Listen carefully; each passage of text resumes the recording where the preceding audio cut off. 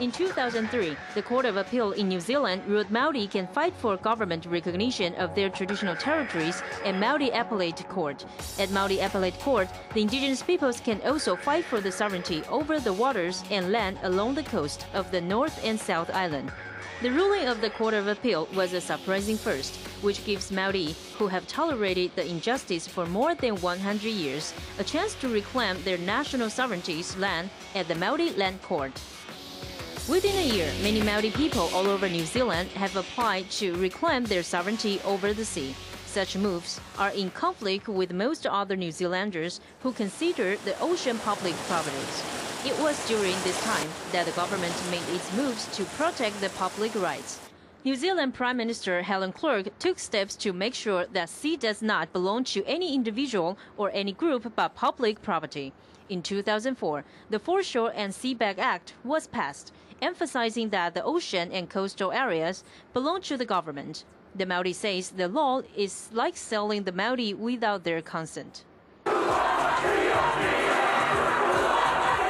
We have no control because legislation is legislation.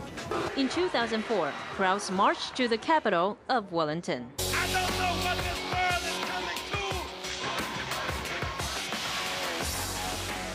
That's all about Māori having effective ownership of those bodies of water and the land underneath, yet a process for public access. The government knows that that's possible. They knew it when they did Foreshore and Seabed. It was always about the government wanting to retain control over the access and ownership of the seabed and foreshore because of the economic implications for it. Maori in the Green Party strongly opposed to the bill, said the government is greedy for money and initiated the act to protect their own benefit. The Maori people protested the government for exploiting natural resources without seeking consent of Maori, for allowing foreign corporations to drill for oil but sacrificing rights of the Maori people. However, the Maori in other parties had different views and supported the bill.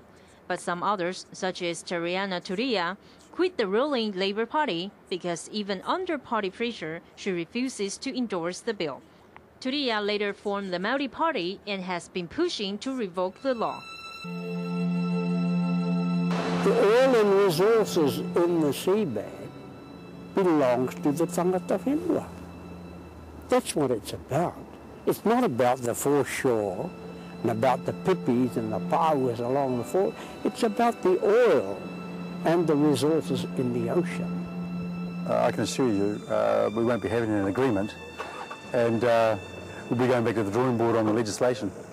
Even within the Maori groups, there are different voices. Some are strongly against the law, while others have agreed to team up with the federal government to develop the foreshore areas. Maori elders worry about the future of younger generations. What are we going to give to our descendants?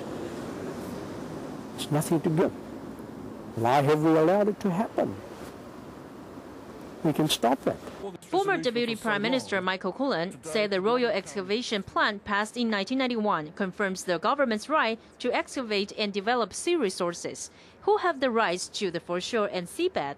Are they public property or do they belong to the Maori? The fight has a long way to go. Since 2004, Maori from different parts of New Zealand have resorted to all possible means to protest the Foreshore and Seabed Act. With New Zealand's parliamentary election coming up at the end of 2008, calls for an amendment to the act will play a key role in the vote, especially by Maori. However, the Maori people represent only 15% of the population, so it remains uncertain if the vote will be in their favor. No matter what the result is, the Maori will never give up their fight protecting their traditional rights. TITV Weekly.